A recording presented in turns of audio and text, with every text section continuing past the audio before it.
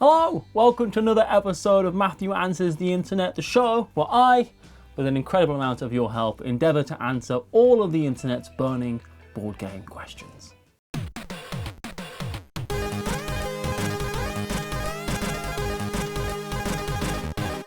And the first question we've got this month is, what mechanism isn't used enough?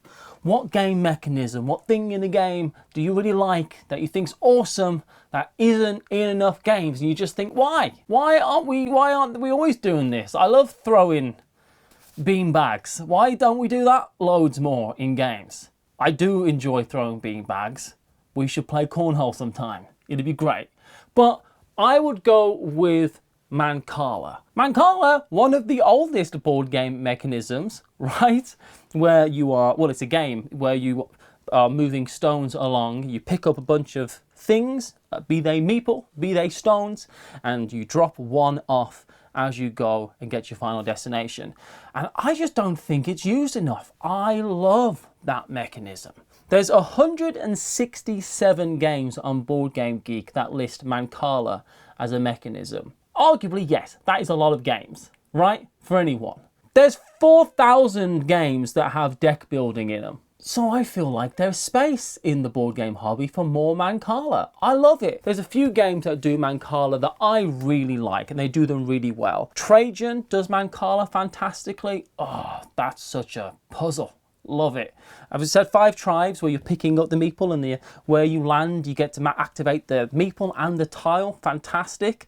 Crusaders Thy Will Be Done is a game I've been playing recently. It's available on Board Game Arena. I think it's a really good game, and that has a Mancala mechanism. So is Gold West, and so is a game called Longhorn, which in many ways is the precursor to 5 tribes. For me, Mancala is the mechanism that is not used enough. But let me know what mechanism you think isn't used enough. What mechanism do you love that you just go, man, why can't we just be doing that all the time? That's great. But for something that's being used just the perfect amount, there is one sponsor who helped make this video possible.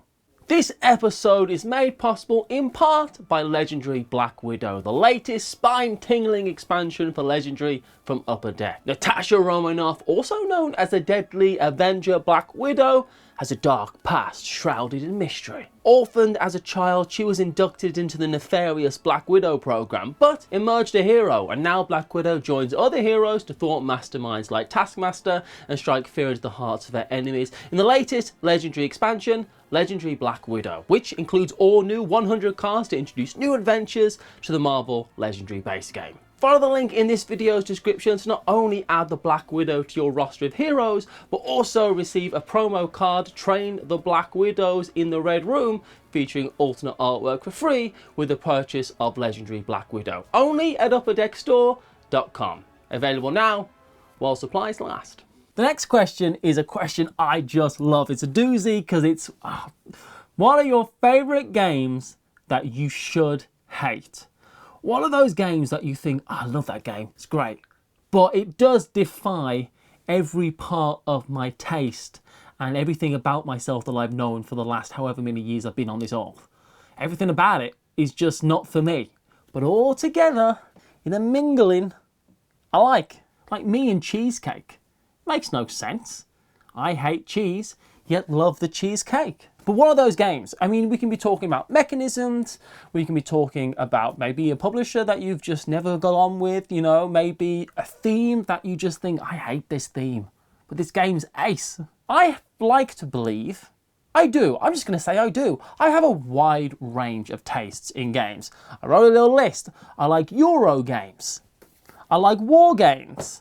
Card games, which you can't see, there's on that shelf. Party games, social deduction games. I like betting a lot on games. I love betting games, and I love racing games. But the 2 things I don't really like are really heavy Euros and story-driven games. Really, really heavy Euros, where it's like, oh, let's do this thing, where you've got to trudge through a massive rule book and there's 65 million things to remember and learn, and you've got to remember that this gives you 6 things. And Monique and Naveen, they love that stuff. They love it. And I'm so thankful that there's a lot of games for them to enjoy in that world. But I play board games to relax and turn my brain off a little bit, and for me, just doesn't mesh that well. And the other thing I don't like is really heavily story-driven games. I find it to be a lot of work.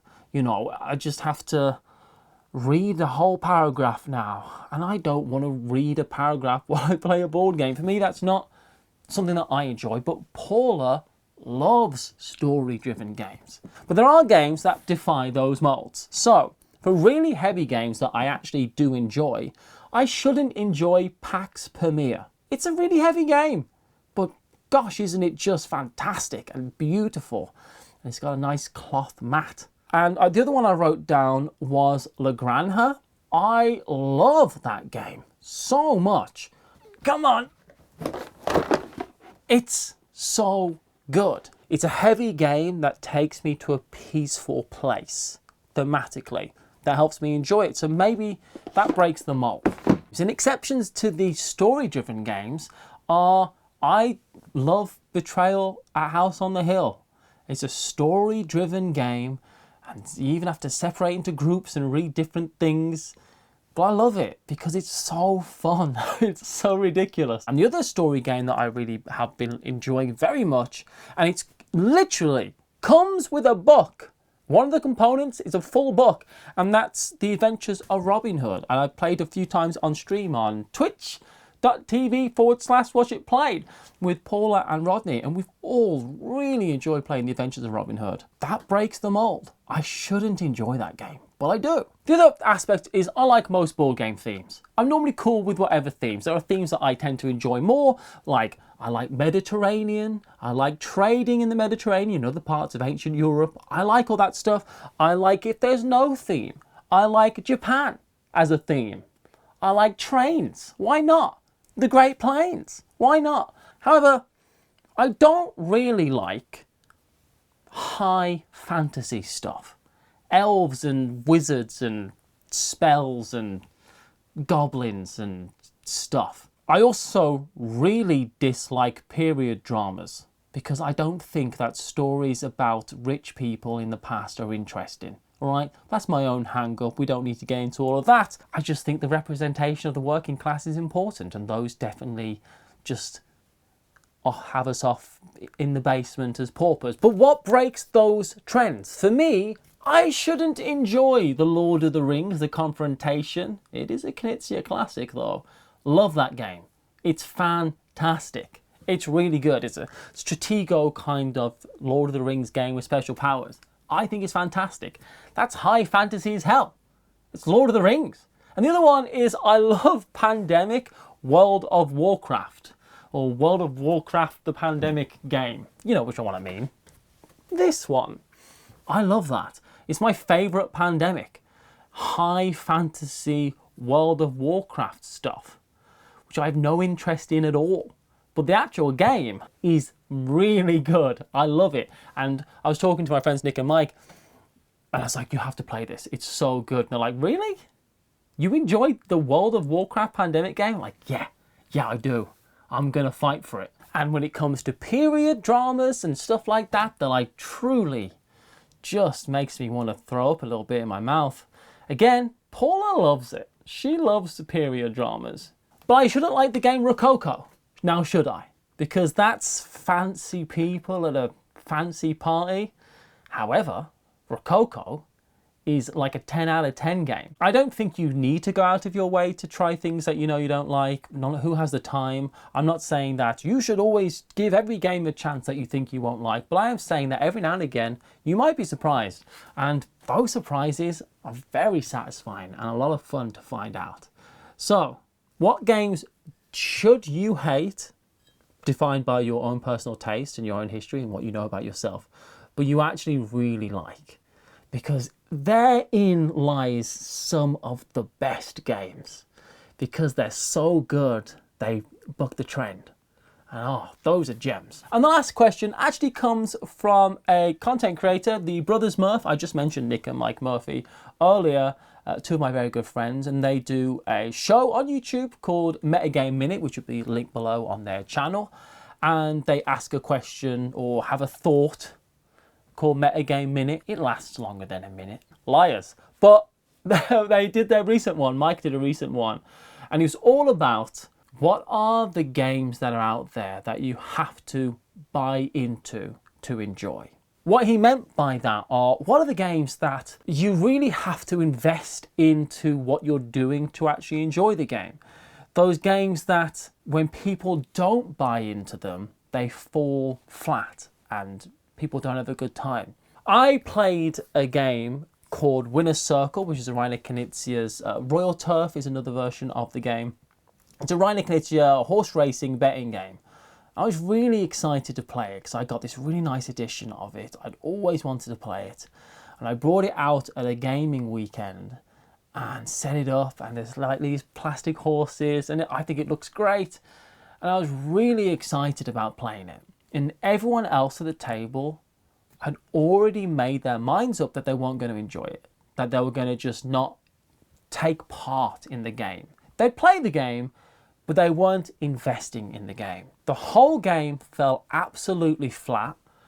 I felt deflated and I felt embarrassed. I felt like I'd put them through something that they didn't enjoy, and I felt bad that I felt like I'd made them play this game. And I sold it. I was like, I don't want that game around. And I don't sell many Rainer Knizia games because I collect Rainer Knizia games. But I sold it and I was like, I don't want to play that game again because it left such a bad taste in my mouth because of the group not buying into it. Now, is that the group's fault? No, not necessarily. But had they all have bought into playing the game and given it a good shot, I maintain that we could have had at least a better time playing it. We had a bad time playing it. And I was really disappointed by that. I just think if everybody had invested in it, believed in the stakes, tried to do the best, play into the characters, get invested and active and excited about the game, I think we'd have had a good time. Is a game good if you have to invest in that game to make it enjoyable? I would argue that some of my absolute favourite games are like that. Some people won't think that way, that the game should just be good in its own right and it shouldn't need everybody to invest in the game for it to be an enjoyable experience. But I just disagree. I think every game is better when people want to win, when people are giving it some effort and playing with a way that I think makes it better. For me, it makes it better. Not everybody is going to think that. I do appreciate that. There are lots of games that people just, lots of players, people just want to play the game to play the game, enjoy the mechanisms and the puzzle and the story maybe. But I think a lot of games shine so brightly when people invest in playing them. Strike is a fantastically fun game, but if you're not invested in Strike and playing it with some urgency, playing it with some oomph, it's just throwing dice into a tray. But when people are stood up, excited, want to win, trying their best, really invested in the game, it's phenomenal. Standout, stellar, exciting fun. The last one is Ready, Set, Bet, which is a new John D. Clare AEG game. We played it on our stream, again, at twitch.tv/. Have I got the URL right? Whatever. We played it at our big marathon stream that we did. And John D. Clare, right, it's his game. Of course he's invested. He wants to sell copies. He's literally invested time and effort. But he was doing the announcing, and he was reading them out. He was shouting out because it's a game of horse racing. Everyone's betting and one person is announcing the race and rolling dice and moving the horses. And he was like, oh, number 7's leading at the back and now that number 3 is going to be moving up forward and then coming in last is coming in first. Those type of things, really investing in the experience. And that got us all riled up. That'll get everyone playing excited and anxious and nervous and I've got to make the right choices. I've got to bet. Everybody invested in the game because John D. Clare invested in the performance of that game, and it made it one of the best gaming experiences of the year for me. And that was because he'd invested. If it had just been some person just rolling the dice, going 7, 8 moves again, 4, well, I'm probably not going to enjoy that as much. I think games are better when people invest in them. What are the games that you think that really only work when everyone invests in the game, and then when they do, are headliners, fantastic experiences? Let me know in the comments below. But for more watch it played board game content, I don't know what video this is, but you can certainly click it to find out. Bye.